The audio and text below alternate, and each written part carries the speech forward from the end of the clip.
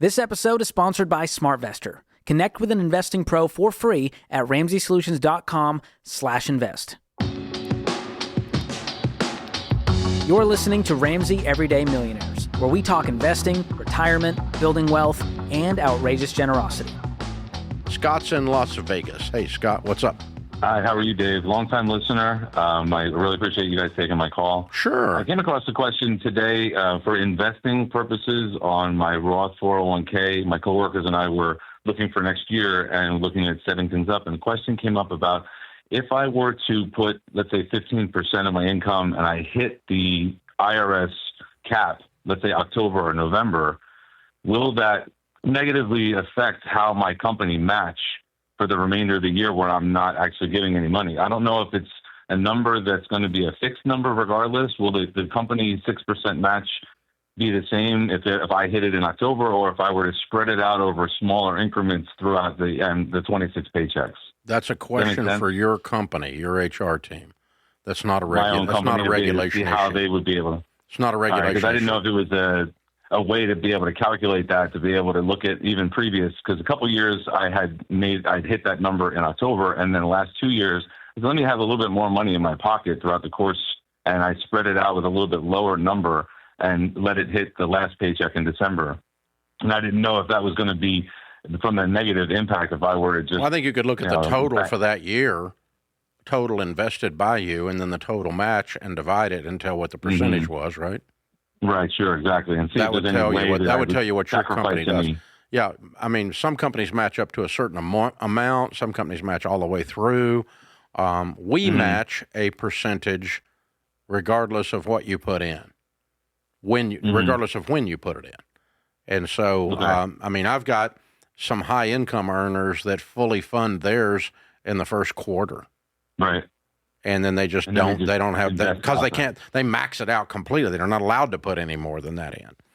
And so, not by us, but by regulation. And then we match that as they do it, whenever they do it, whatever they do. Same, but that's a company decision as to how the match is done. And if you have to drag it out to get the full match, I would drag it out. Makes sense. If you need I'll to reach out to them and find out how they distribute that money. Yeah, if you need to do 12 even months to get the full match, then do the 12 even months, because the match is more valuable than the early portion of the investing. But that brings up another interesting thing, Jade, that sometimes people ask is, should I spread my personal Roth over 12 months or just do it in January? You should do it in January is the answer mathematically, because the entire amount is earning throughout the entire year rather than a portion of it earning each month more. That's right. And so, well, what if the market went down? Well, if the market goes down, none of this works. So it only works when it's going up. And overall, we know it's going to go up. It could go up or down in the short term. But yeah, so Scott, that's an HR and payroll and whoever's managing your 401k at your company question. And you could get a hint before you even call them by looking at the percentage they gave or the dollars they gave last year as a percentage of what you put in last year and see if that matches their standard match rate. Mm-hmm. And that would tell you, if you're looking like 6%, then you go, okay, I put in $10,000 irregularly, but they still put in, 6% of that $600. Mm-hmm. And so, or whatever the number is, but you can still look at that and figure that out. So very cool. Very cool. Good stuff, man. That's a great question, by the way. And here's the neat thing about all this. People like him, it's not the answer to this technical question that matters. What matters is he's actually thinking about it. I was going to say that, most people don't think about it. They're not, they don't think about it. So the fact that he's maxing it out, the fact that he's thinking through that is really, really great. Yeah. Really good. The intentionality. One of the things I've got a friend that his dad was the governor of Tennessee in the 1950s. Okay. And so he's in his 70s now. Mm-hmm. But he was a little kid in short pants in the governor's mansion in the 1950s. And, I had a great discussion with him one night. He said the discussion in our family table growing up was politics. And he said, you know what rich people talk about at the family table? Generosity. And investing and value purchases, not cheapo purchases. All the important things you can do with money. Long-term decision. And so a rich kid grows up with a silver spoon because their parents got rich because they were concentrating on money, not obsessed by it, not worshiping it. Like my friend's family didn't worship politics. They weren't obsessed by it, but they were in that world. It's what they did. And it made me realize that's how, if you grow up, I've got a cousin that's a car dealer. And guess what? He owns a bunch of cars. I wonder why. Yeah, I think you end up talking about the things that are of value to you in your life, whether it's your religious beliefs, moral beliefs, hobbies, whatever that is. That's what you talk about. That's what you pass down.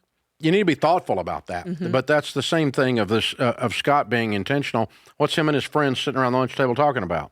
Not other people's careers carrying a football. Well, let me tell you. Talking about their careers and how they're going to build wealth. I think that's one of the. I mean, we kind of talked about this early, but if you're on social media and you know more about P. Diddy and you know more about other celebrities' finances and you know more about what so-and-so is driving and you don't even know about your own stuff. You don't know the state of your own affairs. You don't care that much about your own financial situation, about your own relationships.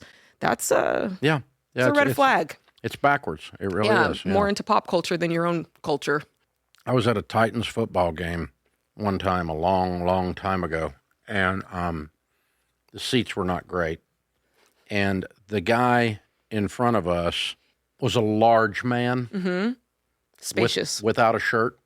Oh. And had painted his big self blue with a big Titan thing on his chest.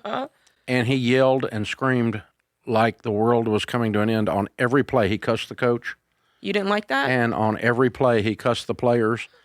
And I told my wife, I said, if he was as enthusiastic about his career or his marriage as he is about watching these young kids down here playing football, right, he would probably have a good life. Wrong dose. Yeah. You got to channel it to the right cause. I mean, I'm sorry.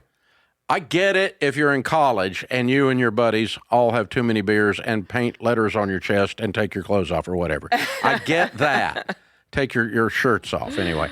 I get that. I don't get 56 years old. Ooh. Yeah, and obese. I don't get that one, okay? It's just gross, all right? I'm just saying it. Just saying it for all the rest of us out there.